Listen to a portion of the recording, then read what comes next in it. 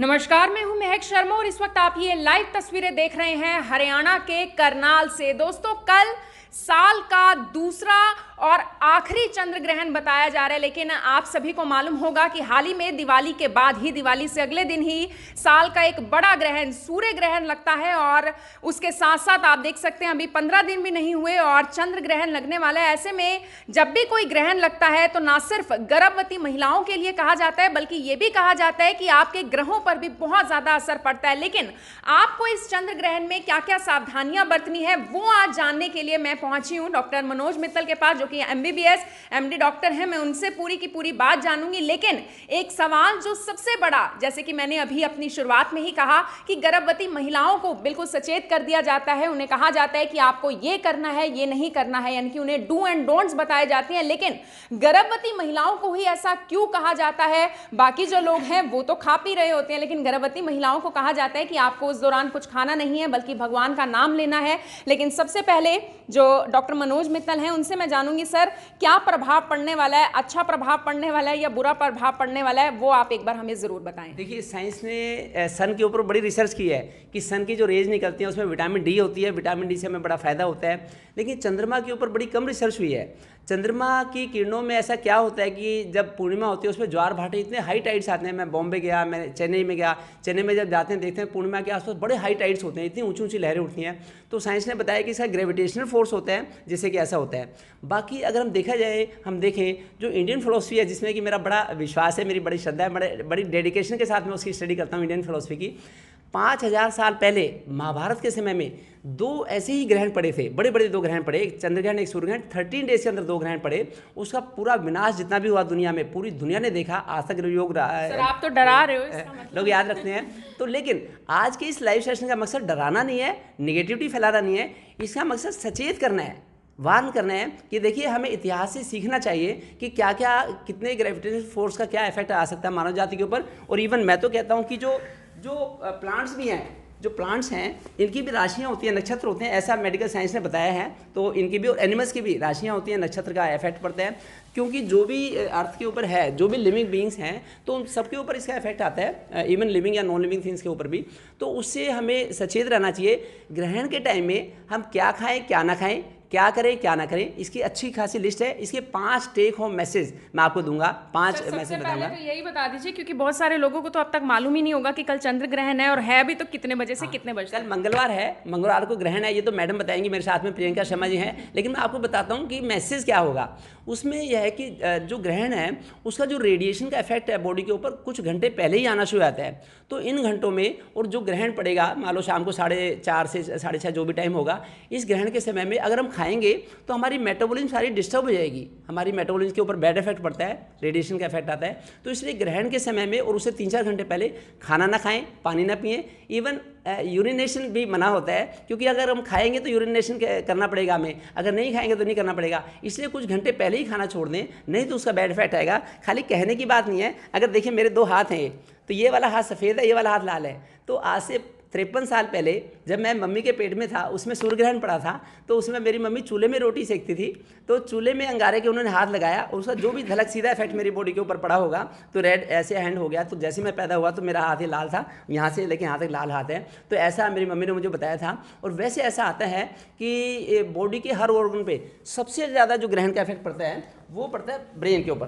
चंद्र ग्रहण का। जो चंद्रमा है उसका सीधा रिलेशन वाटर कंटेंट से होता है, हमारी बॉडी के वाटर कंटेंट से। तो ब्रेन के ऊपर बहुत ज़्यादा इफेक्ट आता है। अदरवाइज तो देखा जाए तो बॉडी के हर ऑर्गन के ऊपर, लंग्स के ऊपर भी, एब्डोमेन के ऊपर भी, सबके ऊपर इसका इफेक्ट आता है। कई लोगों की आंखें खराब हो जाती हैं एक बार ग्रहण की तरफ अगर सीधा देख लिया। ये तो सीधे एग्जाम्पल है, ग्रहण की तरफ जो भी देखेगा, क्योंकि जो अल्ट्रावायलेट रेडिएशन या बैड रेडिएशन निकलता है उसका मैग्नेटिक इफेक्ट पड़ता है। देखिए ग्लोब है, अब जो ये ग्रहण पड़ रहा है ये इंडिया, वर्ल्ड के हर कॉन्टिनेंट में है, लगभग हर कॉन्टिनेंट में ग्रहण का इफेक्ट आएगा। अगर हम इंडिया की बात करें, वैसे तो अमेरिका के दोनों parts, north America, south America, फिर ऑस्ट्रेलिया, न्यूजीलैंड और फिर यूरोप भी, काफ़ी सारा यूरोप, और इंडिया के north India, south India, eastern India, इसमें बहुत ज़्यादा इफेक्ट पड़ेगा इसका ग्रहण का।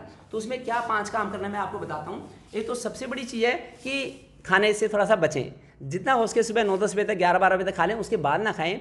ज़्यादा बच्चे हों या बूढ़े हों वो लोग लेते हैं, अदरवाइज जो लोग कॉम्पिटेंट लोग हैं वो खाने से बचें, नहीं तो बैड इफेक्ट होगा, उसका इफेक्ट आएगा, उससे बचें। इंडाइजेशन और तरह तरह की परेशानियाँ आ सकती हैं। दूसरा, बोलना भी थोड़ा सा कम चाहिए। हम चैंटिंग कर सकते हैं, तो उस समय में अननेसेसरी अगर हम बोलने से बच सकते हैं तो अच्छी बात है। चैंटिंग कर ले, मंत्राज की चैंटिंग कर ले, वो अच्छा रहेगा, लेकिन बहुत ज़्यादा बोले ना, क्योंकि मेरा इंडियन फिलोसफी में बड़ा विश्वास है इसे। और फिर अननेसेसरी ट्रैवल ग्रहण के समय में, क्योंकि रोशनी तो जाएगी हमारे ब्रेन पे या पूरी बॉडी पे, आंखों में जाएगी, तो उससे बचना है। तो ग्रहण के समय में ज़्यादा रोशनी, ज़्यादा ट्रैवलिंग, अननेसेसरी ट्रैवलिंग ना करें, ये ध्यान रखें, और चैंटिंग कर लें तो अच्छा रहेगा। और उसके अलावा जितना हो सके जो प्रेग्नेंट लेडीज़ हैं, देखिए प्रेग्नेंट लेडीज़ में जो बेबी है, बेबी के ऊपर सीधा इफेक्ट पड़ता है, तो उसके लिए उनको ये ध्यान रखना है कि एक तो दरवाजे वगैरह बंद रखें, फिर पर्दे वगैरह लगा के रखें, जिससे कि सीधी रोशनी ना पड़े, उससे अच्छा रहेगा। और वो भी चैंटिंग जितनी करेंगे तो उतना अच्छा रहेगा सीधा।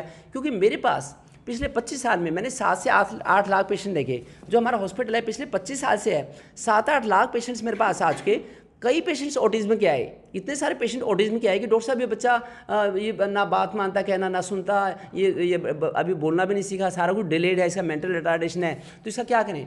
तो ये ऐसा तब होता है जब ग्रहण के टाइम में अगर माँ का जो डूज एंड डोंट्स हैं वो मदर फॉलो नहीं करती, तब बच्चे को इफेक्ट आता है। इसी तरह से दूसरे बॉडी के ऑर्गन्स के ऊपर भी इफेक्ट आता है। और फिर ग्रहण के टाइम में ये देखा जाता है कि पूर्णिमा के टाइम में डिप्रेशन के एपिसोड बहुत ज़्यादा हो जाते हैं, फिर एपिलेप्सी या फिट्स, दौरे पड़ने के चांसेस भी ज़्यादा होते हैं, क्योंकि बॉडी का वाटर कंटेंट सारा डिस्टर्ब हो जाता है। तो इसलिए इन चीज़ों के जो पेशेंट्स हैं वो ज़्यादा अवेयर रहें, वो खान पान का, रहन सहन का ध्यान रखेंगे, अननेसेसरी नहीं बोलेंगे, तो उससे बड़ा अच्छा रहेगा। बाकी मैडम भी बताएंगे, प्रियंका शर्मा जी हमारे साथ में, कि क्या क्या ध्यान रखें, क्या बेसिक साइंटिफिक रीजन है। बिल्कुल, आप देख सकते हैं हमारे साथ एस्ट्रोलॉजर प्रियंका शर्मा भी मौजूद हैं, करनाल से ही हैं, और मैडम महिलाओं से जुड़ी बहुत सारी हमें अलग अलग बातें बताने वाली हैं। लेकिन जिस तरीके से डॉक्टर मनोज मित्तल ने हमें बताया कि ये जो एक साथ यानी कि सूर्य ग्रहण और चंद्र ग्रहण जो 15 दिनों के भीतर यानी कि आ गया, बिल्कुल साथ साथ आ गया, ऐसा एक समय में देखा गया था महाभारत के समय में, और दूसरा इस बार देखा जा रहा है, यानी कि एक अलग तरीके का चंद्र ग्रहण जरूर है। लेकिन मैडम सबसे पहले जानना चाहूंगी, डरने की जरूरत तो नहीं है? बिल्कुल भी डरने की कोई जरूरत नहीं है। देखिए आपको देखिए, जो मैं आपको बताऊं कि महिलाओं को बोला जाता है, गर्भवती जो महिलाएं होती हैं उनको ये बोला जाता है कि आप बिल्कुल परहेज रखिए, घर से बाहर मत निकलिए, ये मत कीजिए, वो मत कीजिए। इसके पीछे क्या रीज़न है? देखिए, जो गर्भवती महिलाएं होती हैं उनके गर्भ में जब बच्चा होता है तो उसमें एमनियोटिक नाम का एक फ्लूइड होता है।